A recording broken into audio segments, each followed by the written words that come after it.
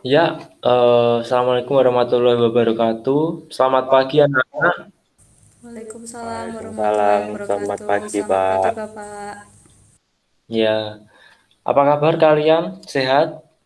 Alhamdulillah sehat Pak. Alhamdulillah sehat. Oke. Jadi gini ya, untuk pertemuan kali ini mungkin eh, ini karena materinya baru, nanti Bapak berikan pengantar dulu. Nah, sebelumnya itu Bapak share screen dulu sebentar.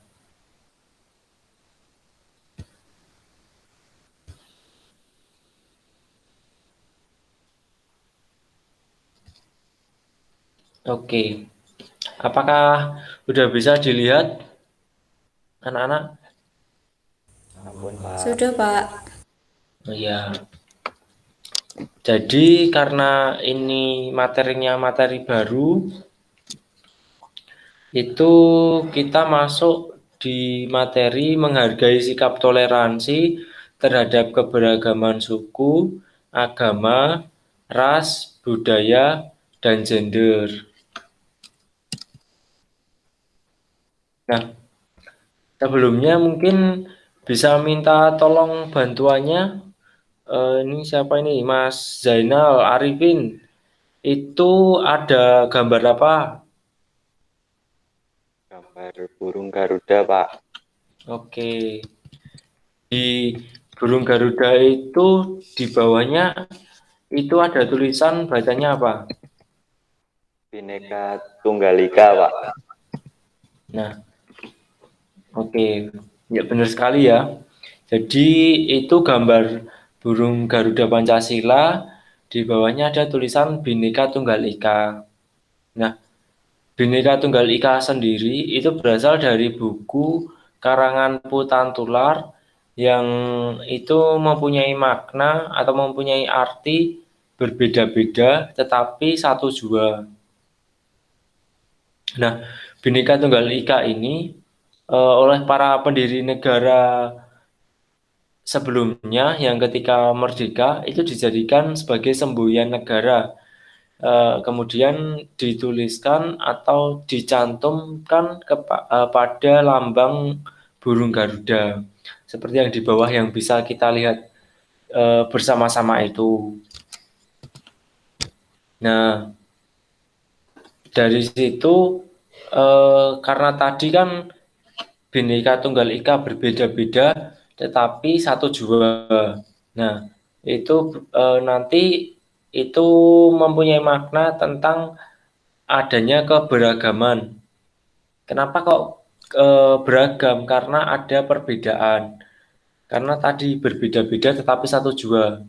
Nah, keberagaman ini adalah suatu kondisi dalam masyarakat yang terdapat banyak perbedaan di dalam berbagai bidang.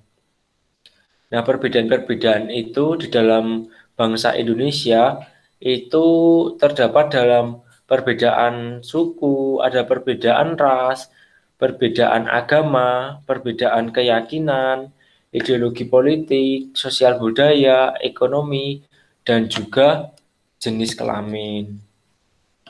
Nah, di sini ada faktor-faktor penyebab keberagaman bangsa Indonesia. Nah, mungkin Mbak Cantas bisa membacakan ini faktor-faktor penyebab keberagaman bangsa Indonesia. Ya, baik Pak. Faktor penyebab keberagaman bangsa Indonesia. Yang pertama, semangat dan perilaku kebangsaan dalam kehidupan beragama yang beragam. Yang kedua, semangat dan perilaku kebangsaan dalam keberagaman ras suku di Indonesia. Yang ketiga, semangat dan perilaku kebangsaan dalam keberagaman sosial budaya. Yang keempat, semangat dan perilaku kebangsaan dalam perbedaan kelamin. Sebentar. Ya, benar sekali ya. Jadi faktor-faktor penyebab keberagaman bangsa Indonesia itu kalau dikerucutkan itu ada 4. Itu ada semangat dan perilaku kebangsaan dalam kehidupan beragama yang beragam, semangat dan perilaku kebangsaan dalam keberagaman ras suku di Indonesia, semangat dan perilaku kebangsaan dalam keberagaman sosial budaya, dan juga semangat dan perilaku kebangsaan dalam perbedaan kelamin. Jadi karena adanya semangat ini, karena adanya perilaku, jadi membuat satu dengan yang lainnya itu menjadi agak kuat, maksudnya agak kuat, agak mendominasi, dan itu menjadi suatu keberagaman, suatu yang tidak sama, karena ada yang kuat, ada yang lemah, ada yang berbeda, ada yang ya macam-macam seperti itu. Nah, Bapak mau tanya nih,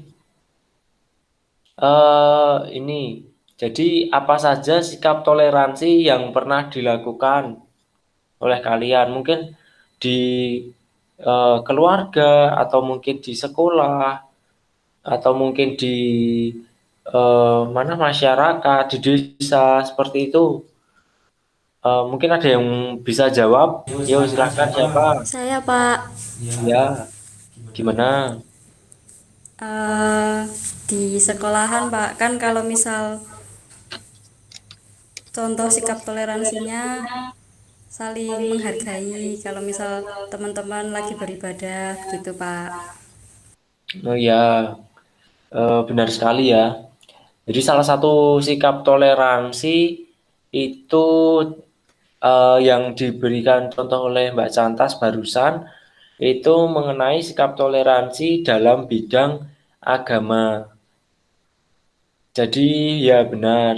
Jadi kita harus menanamkan sikap toleransi ketika ada orang lain yang sedang beribadah.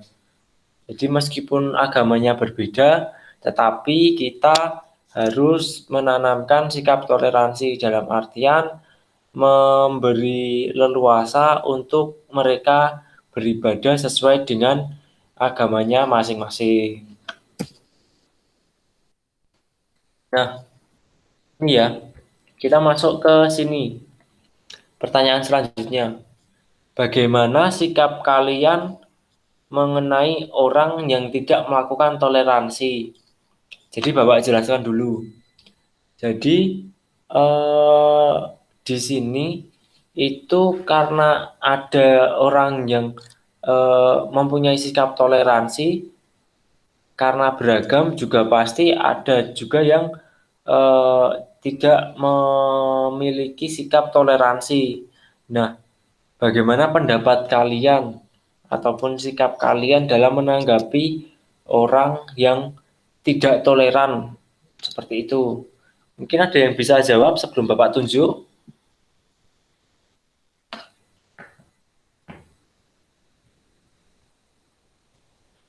Siapa mungkin?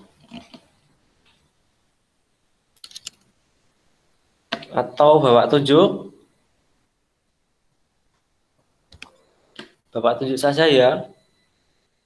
Ini mungkin Mas Bangkit, ini kok tidak on cam, apakah susah sinyal?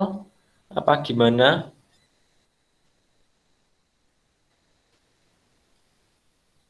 Sepertinya susah sinyal ya. Mungkin Mas Zainal Arifin bisa membantu. Ini pertanyaan dari Bapak.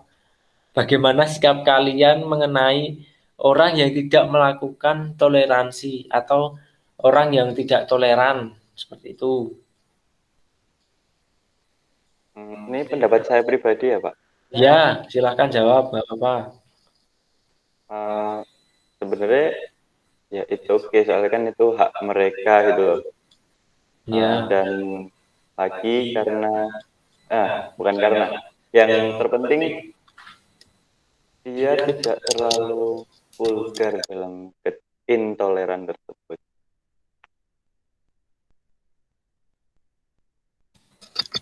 oke. Ya, jawaban yang cukup bagus ya. Jadi, eh, ya, kalau disimpulkan bisa juga seperti ini. Karena sikap toleran itu berasal dari sikap masing-masing pribadi. Jadi orang lain pun kalau mau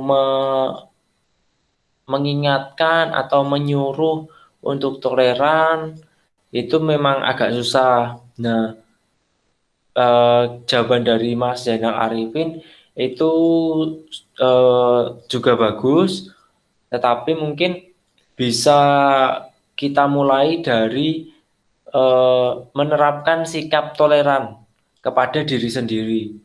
Kenapa kok seperti itu? Karena dari situ mungkin bisa mengubah orang yang tidak toleran untuk menjadi lebih toleran kepada orang lain. Jadi seperti ikut ikut toleran gitulah. Seperti itu. Nah, dari penjelasan Bapak barusan dari awal sampai sini mungkin ada yang bingung atau mau ditanyakan? Silahkan.